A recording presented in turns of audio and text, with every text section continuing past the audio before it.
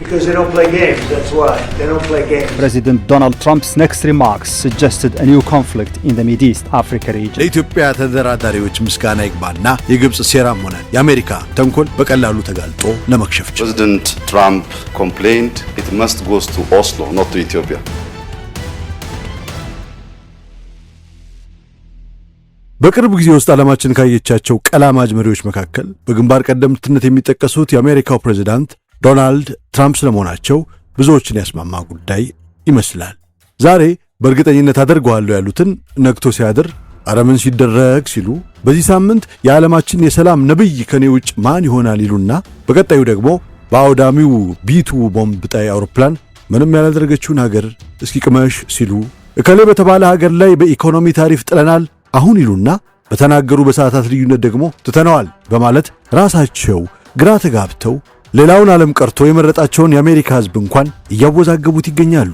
ታዲያ የኚህን ሰው ወጥ አቋም ይህ ነው ብሎ ለመናገር አስቸጋሪ ቢያደርገውም አንዳንድ ጉዳዮች ላይ ግን ችክ ማለታቸው አልቀረም። But President Donald Trump's next remarks suggested a new conflict in the Middle East Africa region. የኢትዮጵያ የታላቁ ህዳሴ ግድብ ጥርሳቸውን ነክሰው ከያዙት ጉዳይ አንደኛው ሳይሆን አይቀርም የሚያስብለውም ሀብለው ወደ ስልጣን ከመጡበት ጊዜ አንስቶ አሁን ድረስ አልፋታ በማለታቸው ይመስላል። ከሰሞኑ የተደመጠው ቃለ መጠይቅም ይህንኑ የሚያረጋግጥ አድርጎታል። ማሶድ ቦሎስ የተባሉት የአፍሪካ የአረብና የመካከለኛው ምስራቅ የአሜሪካ ፕሬዝዳንት ከፍተኛ አማካሪ ከሳውዲው አልአረቢያ ጋር ባደረጉት ቃለ መጠይቅ ላይ ከታላቁ ህዳሴ ግድብ ጋር በተያያዘ ኢትዮጵያና ግብጽ የገጠሙት አተካሮ የአሜሪካ መንግስት ሁነኛ ጉዳይ እንደሆነ ጠቅሰዋል። እንደ ከፍተኛው አማካሪ ገለጻ ከሆነ ትራምፕ ከመጀመሪያው የስልጣን ዘመናቸው ጀምረው በግድቡ ዙሪያ የበኩላቸውን ሲያከናውኑ ነበር ያሉ ሲሆን የህዳሴ ግድብ ጉዳይ ለፕሬዝዳንት ትራምፕ ወሳኝ ርዕስ መሆኑንም አክለዋል። አማካሪው ጠንከር ያሉ ቃላትን በመጠቀም ጉዳዩን ለሶስት ሀገራት ማለትም ለኢትዮጵያ፣ የግብጽና ሱዳን የሞት ሽረት ጉዳይ ያሉ ሲሆን በታላቁ የኢትዮጵያ ህዳሴ ግድብ ላይ ያሉ አለመግባባቶችን የፖለቲካዊ ጫናን ከተከተለ መንገድ ይልቅ ቴክኒካዊ በሆነ መንገድ ሊፈታ እንደሚገባ አሳስበዋል። ሁለቱ የረጅም ጊዜ ታሪክ ተጋሪ ሀገራት ጦርነት ውስጥ መግባት አይገባቸውም ሲሉም ተደምጠዋል። የአሜሪካ መንግስት የኢትዮጵያ ጉዳይ ላይ ከተለው ከነበረው ዲፕሎማሲያዊ መንገድ ባፈነገጠ መልኩ ብቅ ያሉት ትራምፕ በኢትዮጵያ በተከተሉት ፖሊሲ ከመጀመሪያው የስልጣን ዘመናቸው ጀምሮ ብዙ ትችቶች ይሰነዘረባቸው እንደነበረም ይታወቃል።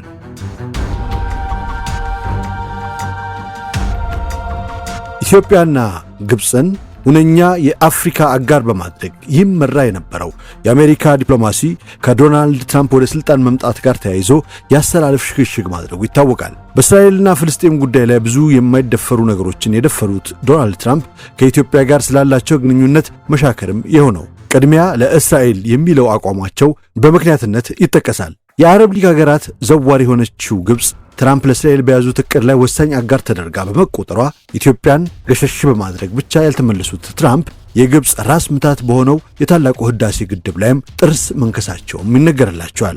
የኖቤል ሽልማት ለምን ተከለከልኩ ብለው ባሰሙት ስሞታቸው በዚህ ግድብ ዙሪያ ወደ ጦርነት ሊገቡ የነበሩ ሀገራትን ማስማማት ችያለሁ በማለት ካለ እረፍት በአደባባይ ሲናገሩ ዓለም ነበር የታዘባቸው። በጉዳዩ ላይ በቂ ግንዛቤ እንኳን ሳይኖራቸው ሀገራቱን ላደራደር ብለው የተነሱት ዶናልድ ትራምፕ ሲጀምሩት ወዲህ ወዲያ ይዋለል የነበረው አቋማቸው በስተመጨረሻ ላይ ግን የለየላቸው የግብጽ አጋር መሆናቸውም ተመስክሮበታል። በወቅቱ የኢትዮጵያ ተደራዳሪ ልዑክን ይመሩት የነበሩት የያኔው የመስኖና ኤነርጂ ሚኒስትር ዶክተር ኢንጂነር ስለሺ በቀለ የትራምፕን ብዥታ በማጥራት ስለ ግድቡ ትክክለኛ ምንነት ሲያስረዷቸው ነበረ። ግድቡ ተገድቦ ሲያልቅ ሪባኑን እኔ ቆርጣለሁ ሲሉ የተደመጡት ይህም ባሉበት አንደበታቸውም የኢትዮጵያን ጥቅም አሽቀንጥሮ የሚጥልና የግድቡ መገንባት እስከ ማቆም የሚሄድ የስምምነት ውል እንዲፈረም ሲያስገድዱ ምንም መፍረት አልተሰማቸውም ነበር ፕሬዝዳንቱ። ይህ የትራምፕ ሴራ ተደርሶበትም ስምምነቱ በኢትዮጵያ በኩል ውድቅ ሲደረግ ግድቡን ግብጽ ልታፈነዳው ትችላለች እስከ ማለት ደርሰው ነበር። በዚህም ብቻ ያልበቃቸው ፕሬዝዳንት ዶናልድ የተለያዩ ጫናዎችን ኢትዮጵያ ላይ በማሳረፍ የገፉበት ሲሆን አሜሪካ ለኢትዮጵያ የምትሰጠውን እርዳታ በ100 ሚሊዮን ዶላር መቀነሳቸው ሳያንስ በተለያዩ መድረኮችና በተባበሩት መንግስታት ጽሕፈት ቤት ጭምር ግብጽ ኢትዮጵያ ላይ ለምታቀርበው ክስ ሁሉ ከጎና ቆመው ኢትዮጵያን በድለዋል። በዚህ ሁሉ የግብጽ ሴራና የዶናልድ ትራምፕ በደል ውስጥ በአቋሟ በመጽናት ሁነኛ አጋሮቿን ከጎኗ በማሰለፍ ያላትን ሪሶርስ ሁሉ አሟጣ በጀመረችው የተገፋችው ኢትዮጵያ በስተመጨረሻ በሀገሪቱ ታሪክ በታላቅ ስኬት የሚጠቀሰውን ታላቁ የህዳሴ ግድብን ጨርሳ እንካችሁ ይሁንልኝ ብላ አስመረቀች። በዚህ የኢትዮጵያ ስኬት ዓለም ሁሉ ጉድ ሲል ወዳጅ ሀገራት እንኳን ደስ አላችሁ የደስታ መግለጫ ሲያዥጎደጉድ፣ ዶናልድ ትራምፕ ግን በመቀላመዳቸው ነበር የቀጠሉት።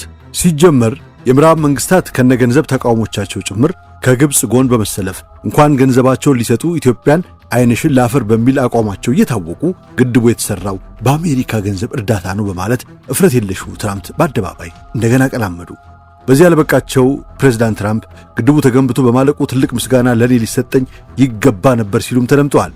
በመቀላመዳቸው በመቀጠል በአንድ በኩል ግድቡን ያጣጥሉና ደግሞ በዛው አንደበታቸው በዓለማችን ካሉ ታላቅ ግድቦች አንዱ ነው ሲሉ ይደመጣሉ።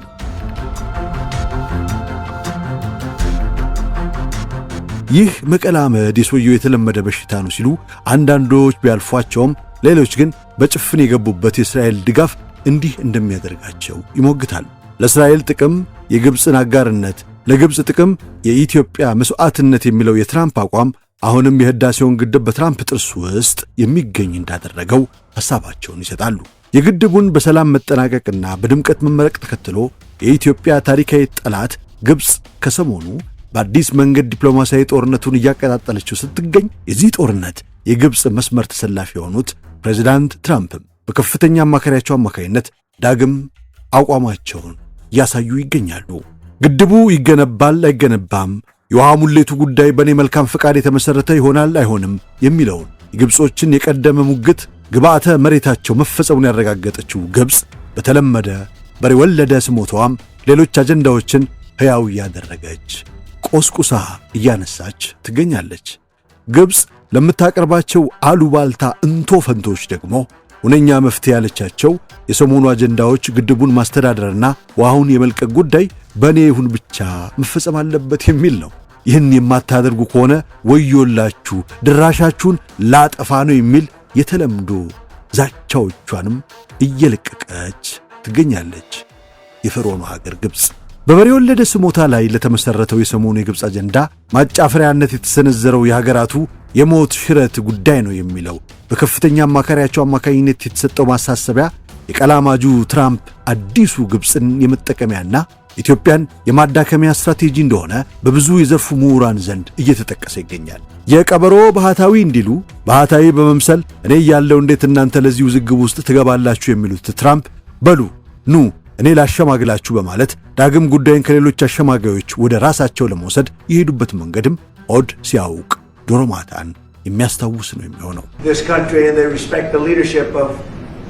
በዛሬው የሳሎን ቲዩብ ዘገባችን አዲሱ የግብፅ አጀንዳ ሆኖ የመጣው ግድባችሁን እኔ ላስተዳድረው ውሃውንም እኔ ልልቀቀው ለሚለው ምላሽ የሆነው የትኛው ጉዳይ ነው? ይህ መንገድስ ኢትዮጵያን እንዴት አጣብቅኝ ውስጥ ከቶ ለግብፅ የማርያም መንገድ ይሰጣል፣ የወንድ በር ይከፍታል፣ የዲፕሎማሲስ መንገድ ያመቻቻል፣ የአሜሪካ አሸማጋይነትስ በምን ሴራ ተጸንሶ ኢትዮጵያን ከምን አጣብቅኝ ለመክተት ነው የሚሉትና የመሳሰሉትን ጉዳዮች አብራርተን እናቀርብላችኋለን። ያዘጋጀው ዳንኤል ለማ ነው። የማቀርብላችሁ ዮናስ ክብረት።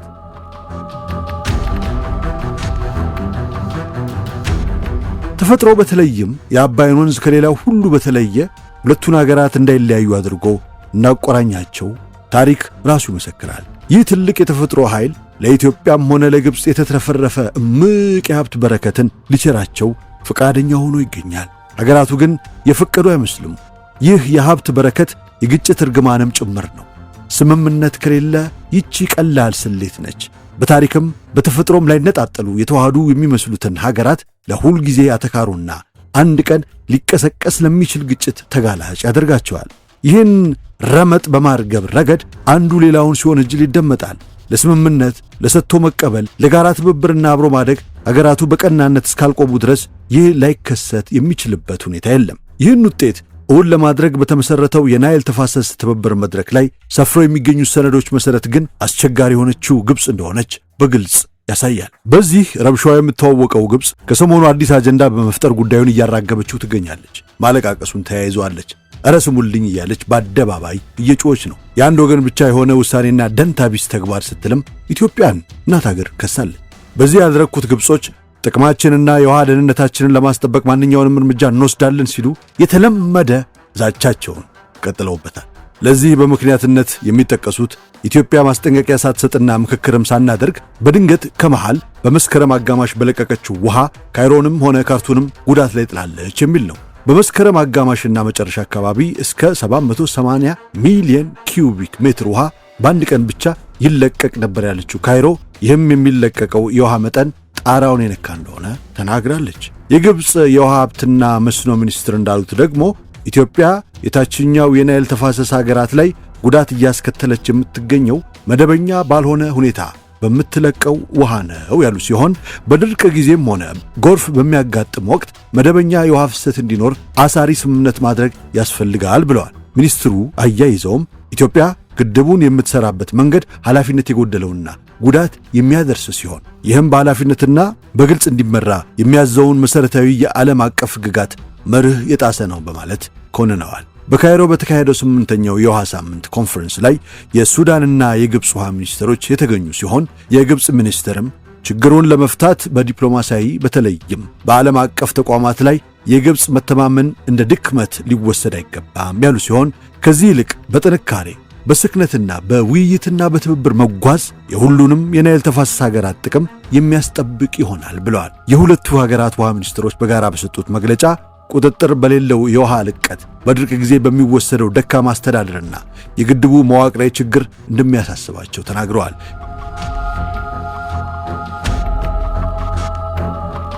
የግብፅ የሰሞኑ አሉባልታዎችም እነዚህን ጉዳዮች መሰረት የሚያደርግ ሆኗል። እነዚህና ተመሳሳይ ጉዳዮችን እያነሱ ከሰሞኑ አቧራ ያነሱት የግብፅ ባለስልጣናት ስሞታቸውን በቅርብ ከሚገኙ አሸማጋይ ተቋማት ጨምሮ እስከ ተባበሩት መንግስታት ጽሕፈት ቤት እያደረሱት ይገኛሉ።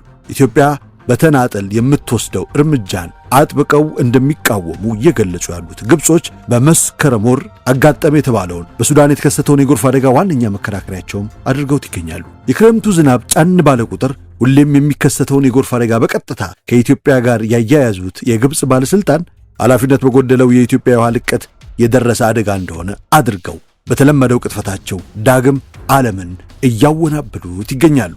የኢትዮጵያ የውሃ ሀብት ሚኒስትር ስለ ጉዳቱ ተጠይቀው በሰጡት ምላሽ የታላቁ ህዳሴ ግድብ በመኖሩና የውሃውን መጠን መገመት ስለተቻለ እንጂ የጉዳቱ መጠን ከዚህም ይብስ ነበር ብለው እቅጩን አስቀምጠዋል።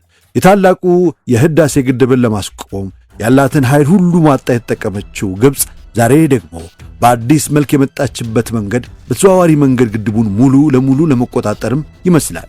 የፈበረኩትን የሐሰት ውንጀላ አራምባና ቆቦ እየረገጡም ጭምር ዓለምን ለማሳመን እየሞከሩት ያሉት ግብጾች የኢትዮጵያ የግድብ አስተዳደር ከኛ ልምድ መውሰድ ብቻ ሳይሆን በእኛ መንገድም መመራት ይኖርበታል እያሉ በጀመሩት አዲስ የዲፕሎማሲያዊ ዘመቻ ኢትዮጵያን ለማንበርከክ ዳግም ቆርጠው የተነሱበት ወቅት ሆኖ ይገኛል። ይህ የግብፅ አዲስ ጦርነትና የአሜሪካው ፕሬዝዳንት ዶናልድ ትራምፕ መግለጫ መገጣጠም የመስቀል ወፍና የአደይ አበባ ቀጠሮ እንዳላቸው መስከረም ሲጠባ የሚለውን ታላቁ ሎሬት ስንኝ የሚያስታውስ ይሆናል።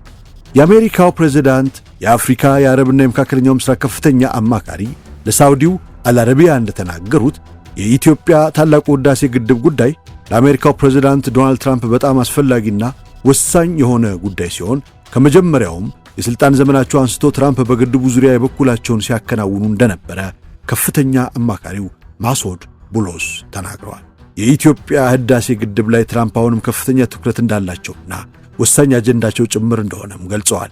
ከአሁን በፊት ትራምፕ ባደረጉት ጥረት ሁለቱ ሀገራት ከስምምነት ላይ ለመድረስ ከጫፍ ደርሰው እንደነበረ የጠቀሱት ማሶድ የሁለቱ ሀገራት የግንኙነት ታሪክ ወደ ግጭት የማያመራ እንደሆነና አሜሪካም ሰላማዊ ትብብር እንዲኖር እንደምታበረታታ ጠቅሰዋል። ጉዳዩ በግልጽ እንደሚታየው ቴክኒካዊ ከመሆኑ አንጻር በተለይ በቴክኒካዊ ነጥብ ሁሉንም የሚያስማማ መፍትሄ ለማግኘት እየሰራን ነው ሲሉም ተደምጠዋል። በሦስቱ ሀገራት ማለትም በሱዳን በግብፅና በኢትዮጵያ የሞትና ሕይወት ውዝግብ ውስጥ የገቡት በህዳሴው ነው የሚሉት ማሶድ ከግድቡ መጠናቀቅ በኋላ የነገሩ ተጨባጭ እውነታን የተረጋገጠ በመሆኑ መፍትሄውም ከዚህ እውነት መነሳት ይኖርበታል ሲሉም ተደምጠዋል። እንደ እግዚአብሔር ፍቃድ ጠቅላይ ሚኒስትር አብይና ፕሬዝዳንት አልሲሲን በአንድ ላይ ለማነጋገር ትራምፕ ጥረት እያደረጉ ሲሆን በቅርቡም ሕያው እንዲሆን ተስፋቸውን ገልጸዋል።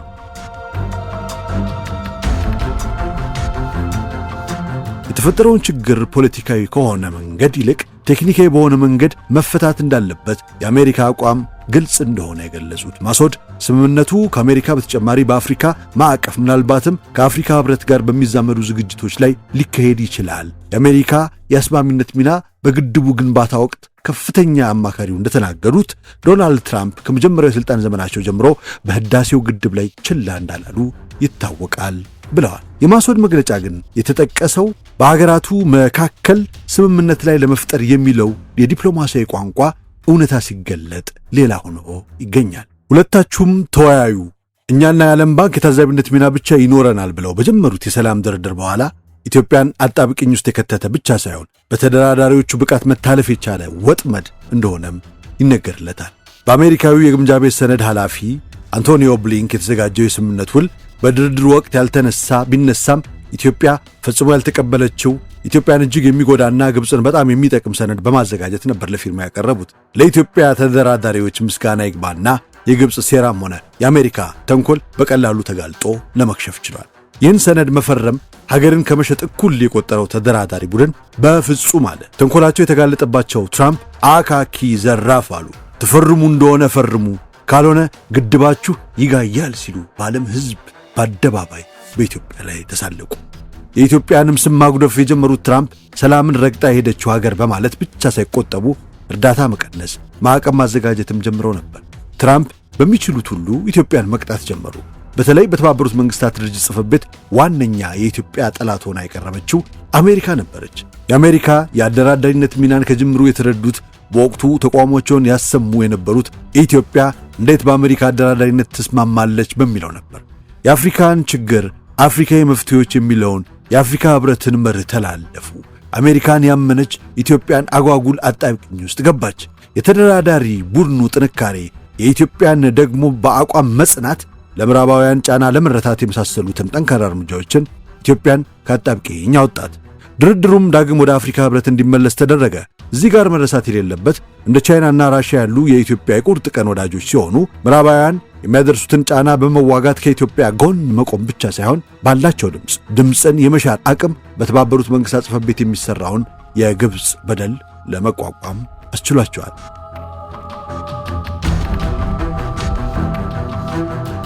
በአጠቃላይ ግብፅ በሴራ አሜሪካ ደግሞ በጥቅም ላይ የተመሰረቱ ሀገራት ናቸው።